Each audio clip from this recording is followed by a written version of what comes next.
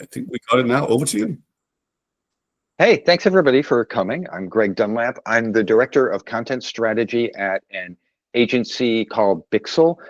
We are about 300 people and we focus on the federal government realm, which, as you can imagine, is a very wild time right now. But I've been involved in sort of the CMS space for around 20 years. My background's actually is in software development, and like many of us on this call, I'm sure that in the late 90s and early 2000s, I was hacking together, some approximation of what we are now calling content management systems for clients. And about 15 years ago, I was at the Seattle Times working on a CMS migration project, a bunch of, those hacked together homegrown CMSs, and we were going to, bring them together into a common platform. And we ended up choosing Drupal as that common platform. And that started sort of a journey for me where I really got deep into the CMS space, deep into the Drupal world and Drupal development, and everything just sort of took off from there. And I've been really focused on those problems at the agency level ever since. And one of the interesting things that happened when we were in that project was that after we launched the CMS, a bunch of people from our editorial staff came over to me and said, hey, there's some functionalities we had in our old CMS that we don't have now. And why can't I do this? And why can't I do this? And why can't I do this? And the thing that really struck me about that was that the reason they couldn't do those things was because nobody had ever actually talked to them. Because nobody had ever come up to them and said, hey, what do you do all day? Like, how do you build these pages that you're building? Like, IT had been involved, design had been involved, executive stakeholders had been involved, but nobody actually talked to the people who use the thing all day long. And that really like struck me at the time and started sort of a more of a focus on my part with the people who actually use and enter content into the CMS, and viewing them as much a part of the process when we're doing builds as anybody else in the process. And that sort of, and so we would go to clients and I would say, oh, we need to make sure we bring the editorial staff into our workshops, into our discussions about prioritizing features and all of this. And that sort of came to a head at a project I did a few years ago for the state of Georgia, where we did a large replatforming of their Drupal platform. And we did a lot of work with the authors and the editorial staff for the state.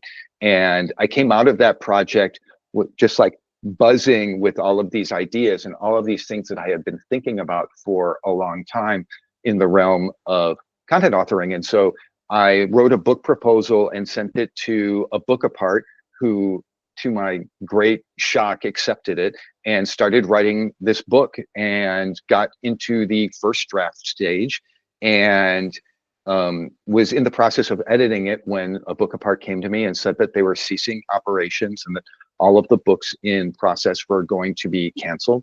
And that was kind of, a real blow for me that took a little while to recover from. I shopped it around to some other publishers.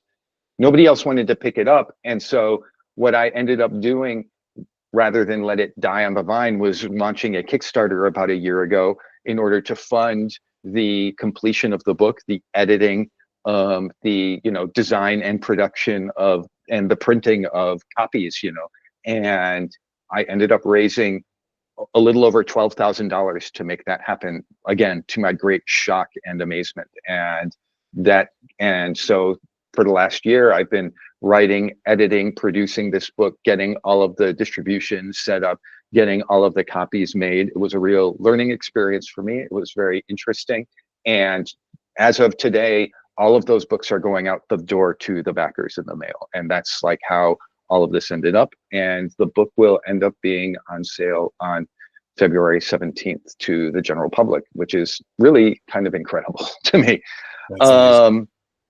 It's one of the things that, another thing that I was thinking about a lot when I was making this book was that, like, I think we see, when I look at the discourse around sort of CMS and DXP out in the world, I see a lot of it very focused on enterprises, on the needs of organizations with very mature content operations, who need a lot of pieces put in place to support, commercial largely platforms. And I always found a real disconnect there, because the problems I see talked about in the discourse in the CMS community had almost nothing to do with the problems that I was seeing day to day at clients. Like, my clients are like having a hard enough time, converting PDFs to HTML pages, like getting their subject matter experts to write in plain language, really just basic, down at the bottom of the content maturity level stuff. And I didn't want to write a book that was focused on the needs of, 1% of the people that I was seeing in my world. I wanted to write a book that would help, that was very much targeted towards, basic use cases, helping people, up their game and move it along. And so this book is like, I don't talk about any specific CMS. I don't talk about headless or monolithic. I don't talk about AI. It's all really just basic level, straightforward stuff. How do you find out what your users need? How do you do like simple things that will make their lives easier? And how do you support them as the projects go on? And so it's like, I don't know. It's been interesting to me, because it's like, I feel like I'm going to put it out there, and everybody's going to be like, oh, he doesn't even talk about the needs of the headless market and all of this stuff. And you're like, right, I don't. Like, I don't. That's not like what I feel like the book is for. And so it's like, I think that there's great stuff in there, and I hope everybody can get something out of it. But it's like a very, really just like down to earth book. So That's great. Yeah. Why don't you, if you don't mind, why don't you show us the book? Yeah, sure. Here we go. That's it. There it is. Designing content authoring experiences. How many pages did you end up cutting it down to? It is 152 pages. It is divided into 9 chapters. They are about, there's one that, basic intro basics of, a little, why are we here? There's one that talks about structure versus flexibility, where I talk about like, the needs of organizations to have structured content to support their operations, but the desires for authors for more flexibility and more control over what they're doing, and how to sort of balance those two things. There's the next chapter is about sort of the contextual aspects of organizations that can influence the authoring experience, because one of the things I talk a lot about is that there is no like best authoring experience. There's just the best authoring experience for the organization and the authors that you are creating a CMS for. And so, one of the things that I point out is like, I worked with 2 very large state governments at my last job, and one had an extremely mature content team who really understood, what their authors and their users need. They had the research, they had personas, they had all of that stuff, and they were ready to go. Whereas the other was much less mature. They really just had an IT staff who were focused on this as an IT project. They didn't have any understanding of their users and their authors or their content, really, at the end of the day. And even though the content needs of both of these organizations were very, very similar, the approaches that they had in their maturity levels influenced the solutions we built for their authors, because authors who are very mature and understand the web need different tools than ones who aren't. And so I spend a lot of time talking about sort of the contextual things at organizations that influence authoring experience. And then we get into research, understanding and talking to your authors, how to figure out what they need and get it out of them, how to prototype with them. Then there's 2 long chapters about like, how to improve your content entry forms, how to improve your content administration tools. And then there's a chapter about accessibility in the authoring experience. And finally, about long-term support, documentation, training materials, ongoing support for authors after products launch.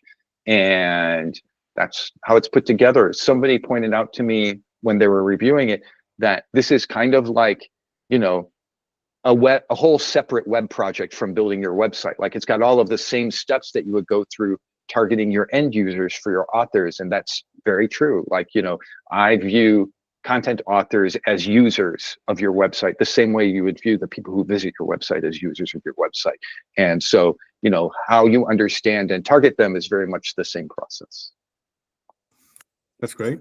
Thank you, Greg. Much appreciated. I think we can open it up also if anybody has questions, comments. I've saw some clapping and really happy body language when people heard about the release on February 17th. Congratulations once again, Greg. There is a funny story about the special edition that goes out to those who support it. But let's wait for a moment just to see if anybody has any questions, comments about what's in the book. Designing content authoring experiences, reflections on what you already heard. Feel free to raise your hand or just write in the chat. All right, Simon, why don't you start? Sorry, Yes. I'm muting myself. Yeah. Sounds amazing, Greg. Yeah, I supported the book on Kickstarter, so look forward to seeing it once it comes out. But yeah, we do lots of projects with clients and CMS editing experience, but is not always looked at as much as it should be. It does get quite complicated, so it'd be really interesting to see what you've written about in here and see what we can learn from it, basically. You mentioned accessibility at one point with content administration, which is really interesting. We've had problems with some CMSs not being particularly accessible. So is there, what kind of things do you cover in that part of the book? I mean, I mostly talk about the WCAG authoring guidelines. Like I didn't even know before I started this book that there was a whole set of WCAG guidelines focused on the authoring experience, separate from the guidelines they have for the front end experience. And so that was actually really interesting to me. And that kind of divides into two sections, which is your authoring experience itself has to be accessible, and it has to allow users to create accessible content. So on the one side, all of the same things that you do for your front end website have to be accessible. You can't have keyboard traps. It has to be keyboard navigable, all of this kind of stuff. And then on the other side, they have to be able to create accessible content. So does it have tools to review the accessibility of your content? Does it have the ability to enter alt tags? Does it have things that warn users when, you know, their headings are unaligned and all of that sort of stuff, or they've used paragraphs instead of headings? And so I go into all of those things, and a little bit also into how to manage like things like drag and drop interfaces so that they're manageable from the keyboard. And I think that's a really big topic right now, especially as page builders are taking off and becoming such a big part of the authoring experience. Like I feel like a lot of the vendors have really just abandoned the idea of making these products accessible. And I had been saying for a long time that I thought that was going to be a big problem, because WCAG was talking about making a tag part of the base standard in the future. So if you were going to be AAA compliant, you had to also be AAA compliant in your authoring experience. And I thought that was going to be a moment of reckoning, especially as governments are starting to require accessibility standards. I think in the current environment, that may not actually come to pass, which is a shame, but I still think that that's something that, you know, I wish more vendors were more focused on. Yeah, totally agree. Then let's go to the US and John, which has the word content both in title and the company you work for, John. Hey folks. Hey Greg. Number one, I love the idea of this book. I think it's fantastic, and so often content authors are not considered. One thing that I've kind of been grappling with recently that you touched on is the dichotomy between what's really good for a content author tends to be something that's unstructured, is a little bit more freeform, whereas what's really good for developers and for kind of especially like omni-channel experiences is stuff that is more structured. How do you think about finding the balance between those two extremes? I think that there are kind of like different approaches, and again, to some extent it depends on the organization that's involved. You know, it's very tough.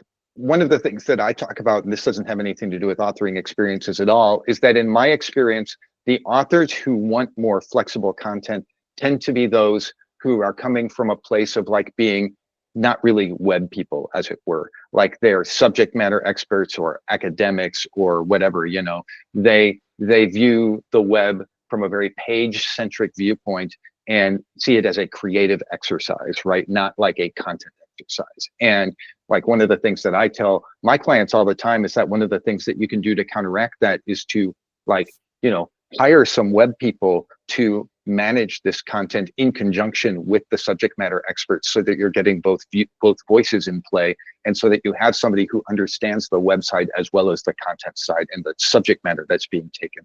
But that doesn't really have anything to do with the CMS itself. One of the things I talk about in the book is, like, I think there are places for more flexible experiences, but you have to find the places where the content supports or demands it, and keep it like siloed in those places. So for instance, like I've seen a lot of clients who say, we have these weird marketing campaign landing pages we need to make every quarter, and they don't really fit any particular you know, structure, and we need them to be more bespoke than the rest of the site. What's a solution for that? And so we put together more of like a page buildery or flexible solution for them to build these pages, which is fine. And, you know, those pages, you know, demand more flexibility because of the nature of the content, which is great. The problem becomes when people start seeing the flexibility in those pages and say, oh, why can't I do that over here? Why can't I do that over here? Why can't I do that over here? And organizations kind of say, sure, you're asking for it. Here, we'll give it to you. We'll do that over here. We'll do that over here. We'll do that over here. And pretty soon now your whole website is just bespoke mess of pages that don't really have any structure or meaning. And I think that the key really is, there are places where more flexibility is needed. There are places where less flexibility or more structure is needed. You know, you don't want events to be blog posts. You want them to be events. You want them to have start dates, end dates, location, etc. But there are places where you need more flexibility, and you need to apply flexibility based on the needs of the content first, and then work the authoring experience back from there to see how you can make if you have a more structured experience, how can you make it easier to use? How can you make it more appealing so that people don't feel like they're struggling every time they have to enter things into it? And that's, you know, a level of balance and sort of iteration that you have to work with. And then once you determine that, you need to hold the line. And if people are complaining about it, there are sometimes where you know, you're doing the best you can, even if your content authors don't realize it. And the needs of your organizations can't come down, because, you know, I say in the book, like, you could make every page a body field and just put WordPress up, but that's not what modern organizations need. So it's really something that you have to kind of work through case by case. All right, thank you. Then let's go to Canada. Seb? Thanks. So first of all, super excited about this book. I wish I'd known about the Kickstarter, but I will definitely be picking it up once it's out. So coming a bit more from the technical side, but still having a lot of experience with CMSs, I'm curious, who is the book, like, who would you say the book is primarily targeted at? Like, who would be the, like, I hate to use the word persona, but, you know, who's the audience for the book specifically? I've said that it's like the designers, strategists, and developers who build CMS systems for clients, basically. Like I see, or the people who work internally at organizations who build CMS systems for themselves. And that's kind of where I targeted. I come from an agency background, and that's what I'm experienced in. And as I say in the book, you know, you can't create a really ideal authoring experience unless you customize it for the client that you're using. And so that's a lot of what the book is targeted for. I've had some discussions with vendors, and it's a little bit of a struggle for me, because vendors are trying to create authoring experiences that will work for anybody, that will work out of the box. And my experience is that that is something that doesn't really work. That, like, you know, different use cases have different needs. And what I would like to see, and I come from the open source side, so I'm much more used to a level of like configuration and modification of the CMS. And, you know, so I'm like, you know, I want something out of the box that I can just take and make my own. And that's what I would want from the vendors, is the ability to have the flexibility to create the experiences that I need to. Great. Then perhaps, Greg, why don't you share the story about what happened with the, what's the special part about the book that the Kickstarter backers are getting? Yeah, it's ridiculous. So I did the book, and a friend of mine, actually my former boss, ended up doing the book cover for me. And, we went through some revisions and created it. And then, and it went through edits and more edits and more edits. And finally, I got production proofs for the book, and I got, my printed versions, and made some more changes and sent them back and got another proof. And I looked at it and I'm like, this is great. And everybody said, this is great. And so we sent it off and I made 200 books so that I could fulfill my Kickstarter obligations and have some for myself. And the thing that I then, as soon as I laid them all out on my desk, realized is that I had misspelled designing on the spine. So all of my Kickstarter backers get these. I've got the time now to fix it for the production version, but all of my Kickstarter backers get the special limited typo edition of the book. So I was talking with Jonas before we opened, and I think it's funny, and it was funny. Yes, I just cracked up when I saw it. I think it's I just think it's funny and amazing, and just kind of like, I don't know, it somehow seems fitting. Thanks for sharing it. So we have a couple of minutes left, and I think there's a lot of people here who knew about the Kickstarter or are hearing about it here for the first time, but like Seb said, would like to support this. How can we help you get the book further out? I think there's a lot of people on the call who have these projects, whether on agency side or vendor side or on the customer side. How can we help you get this book further out? Because I think there's a lot of people who need it, and like Carla and others will say, it was also mentioned quite a few times in Florida. So, Greg, please tell us, how can we help? Well, the book is available for pre-sale now at all of the usual platforms. It's on Amazon, it's on bookshop.org, it's on barnesandnoble.com. John was asking about the digital versions. So right now I've got the printed copies that are going out to Kickstarter people. My digital versions are in process. We've had some production issues creating them. But my plan is to have them available at the same time at launch date on all of the platforms as well. So those will be available too. I think I need to, and so you can buy it there. I've also launched a website called authoringexperience.com, where I'll be sort of doing, probably some blog posts about self-publishing and about topics included in the book and stuff like that. And there's links, there's a chapter listing in there that has a description of the chapters and links to go and pre-order. So all of that's available to you now. And then, one of the things that I'm looking, and obviously sharing it in the various social networks and all of that would be helpful. If you have a bookstore near you that specializes in technical books or computer topics, you can tell them they can order it from Ingram, which is a major book distributor, if they wish to carry it on their shelves. And then I'm just going to be going into promotion mode. So if you know people who have podcasts or who want to write about the book or anything like that, I would love to get out there and talk about it and spread the word. Anything that anyone can do to help that would be greatly appreciated, and sharing it in the various social networks and all of that sort of thing too. Great. Excellent, Greg. Then Lucy wrote in here, please see about putting the book on Bookshare. Are you familiar with that, Greg? I'm not. I was just opening it up right now. Lucy, do you want to briefly?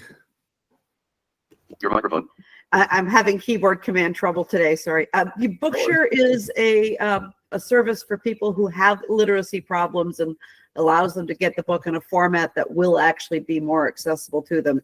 And especially since you talk about authoring content accessibility, there's a lot of people who are going into business now with disabilities that would really benefit from that.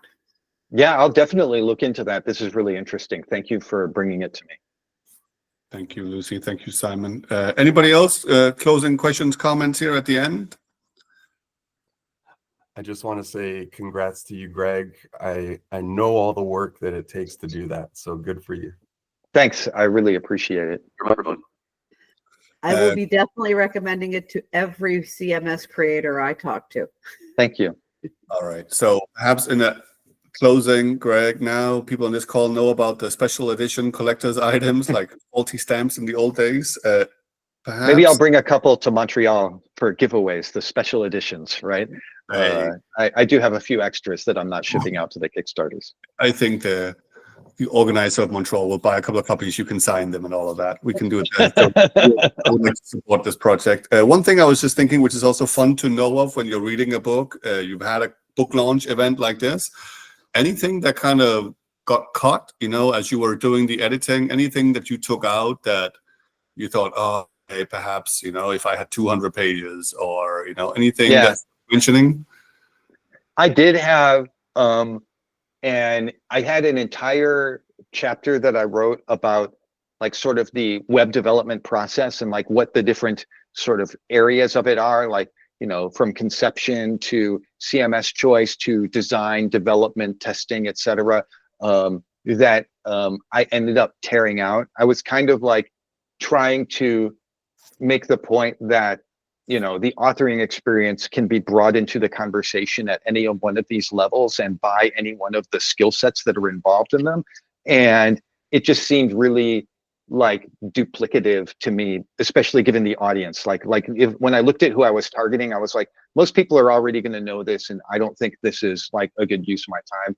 I ended up actually after this, it was still in my first draft. It was after I launched the Kickstarter and I was working with my editor that we decided to tear that out. And I ended up writing the whole new chapter about structure and flexibility, which I have been struggling to figure out how to work into the conversation, and just decided it deserved its new chapter. So that was one.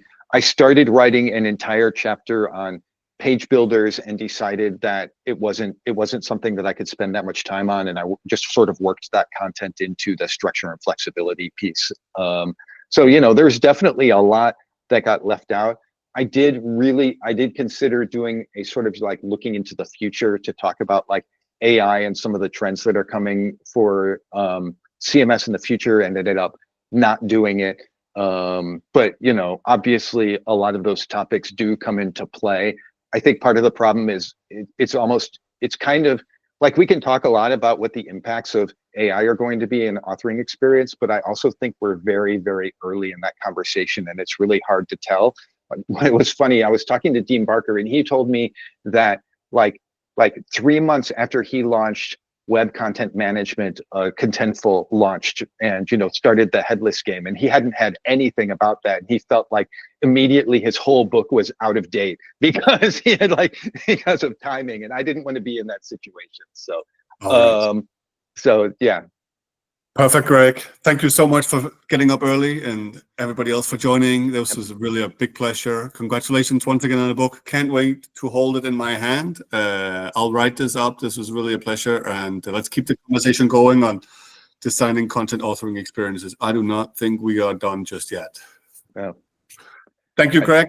That's all we have. Thanks, everybody. Bye. Really appreciate it. Thank you.